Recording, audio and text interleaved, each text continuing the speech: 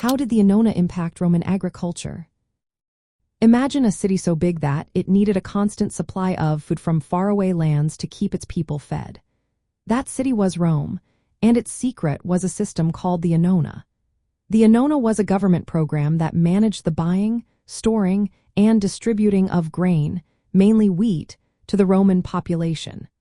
This system had a big effect on how Roman farms and farmers worked every day. The Annona made certain regions very important for farming. Places like Sicily, North Africa around Carthage, and Egypt became the main sources of grain. These areas grew a lot of wheat because they knew Rome needed large amounts to feed its growing city.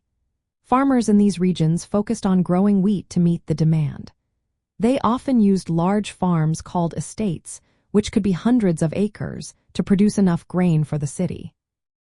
To move all this grain from farms to Rome, the government invested in building ports, roads, and storage facilities called granaries.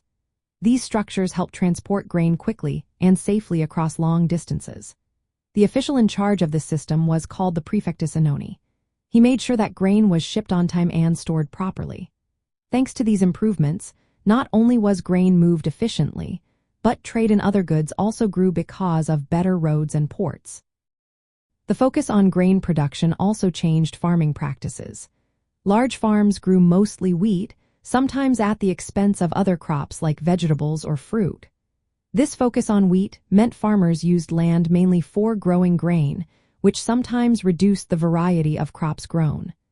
But the steady supply of wheat was more important to the government and the people. The Annona also affected the rural economy. Farmers and landowners knew there was a guaranteed market for their wheat.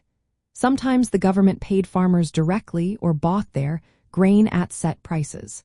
This helped farmers plan their work and invest in better farming tools or techniques. It also meant that farmers could count on selling their wheat to the state, making their income more predictable. Politically, the Annona was a way for the government to keep peace in the city.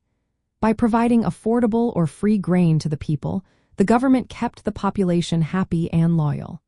This meant that farmers and traders had a stable market, and the entire system depended on consistent, reliable production. In the end, the Annona shaped Roman agriculture in many ways. It directed farming toward large-scale wheat production, built the infrastructure needed for trade, and created a link between farmers and the government. This system made sure that Rome's population was fed, and it helped keep the empire stable and strong.